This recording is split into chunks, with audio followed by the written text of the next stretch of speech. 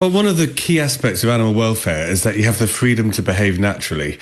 And clearly, if you're stuck in a basement of no natural light, no natural air, and especially they're in a little sort of shallow swimming pool to swim in, penguins can normally dive, they can go really deep, they spend a lot of time in the water.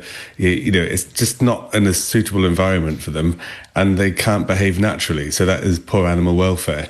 So that's one reason we're calling for them to be moved to somewhere more suitable. Now, these penguins have been there 14 years. What's prompted this kind of concern now, Danny? Well, I only found out about it when I got elected. There's a journalist called Steph Spiro for The Express who's been working on these penguins for quite a long time, concerned about them. And when I got elected, because I'm a vet, she contacted me and told me about them, so I went and had a look. And I was pretty surprised at the state they've been kept in, like in a little basement with not much room to move around in and no natural light. And I think, for the individual penguins, it's poor animal welfare. But the aquarium is in the middle of London. It's a stone's throw away from Parliament.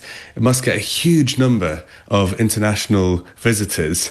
And it's sort of a symbol of what we believe is decent animal welfare. A lot of international visitors must come to London every year, see that we think is acceptable to keep animals in that state so close to Parliament. Is sending a really bad signal because, around the world, whether it's farm animal welfare or zoo welfare, the UK leads the way in high animal welfare standards, and this really is a poor example. So they could go to a local zoo, effectively. But isn't there a sort of broader point here about, you say it's cruel to keep them trapped in circumstances that are so different to their kind of natural existence. Isn't that true of all animals in aquariums and zoos?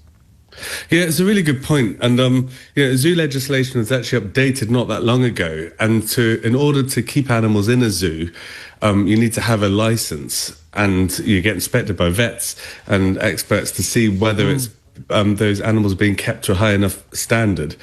But I think when you view these penguins, it's such an extreme situation where there's no natural light, they're in a basement, there's very little room for them to swim. They even look unhappy. Like, you don't have to be a kind of expert or a vet to look at them and think these penguins are not acting normally, they're not interacting normally. Yeah.